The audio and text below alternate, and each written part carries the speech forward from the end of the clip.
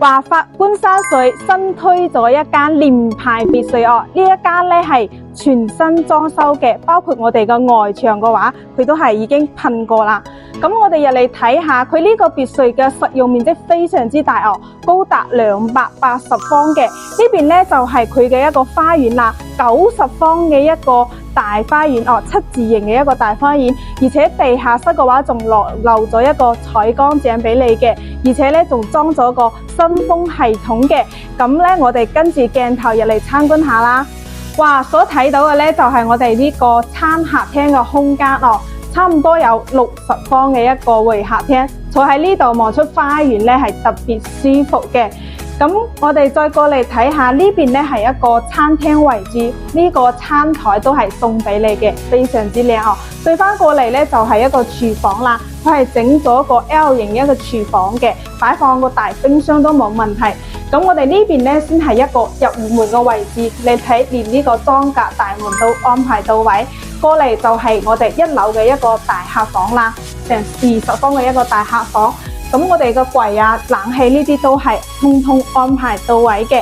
咁我哋跟住鏡頭嘅啦，落翻負一層啦。成個地下室嘅空間佢擴建之後咧，差唔多100方喎。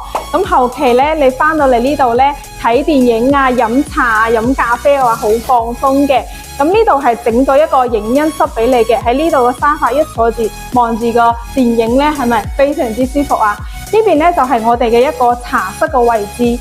咁佢呢度咧係留咗個採光井嘅，後期如果你唔中意飲茶咧，可以飲咖啡都冇問題嘅。咁我哋負一層咧，佢係仲留咗一間客房嘅，以防你嘅朋友多嘅話，可以喺呢度休息下都冇問題。呢度咧就係一個公共洗手間嘅位置啦，包括我哋呢個樓梯嘅話，佢都係整咗一個感應嘅燈帶哦。咁我哋跟住鏡頭嘅話，上邊個空間睇下啦。2樓咧有2間套間嘅。我哋先睇下呢一間套間，而且每間套間咧都係帶咗一個私家露台嘅。你睇呢邊嘅床啊、衣櫃呢啲咧，全部安排到位啦。咁呢度嘅使用空間真係非常之大，而且房間呢度咧全部都係整咗個木地板嘅哦，好溫馨哦。呢間咧可以作為一個主人房。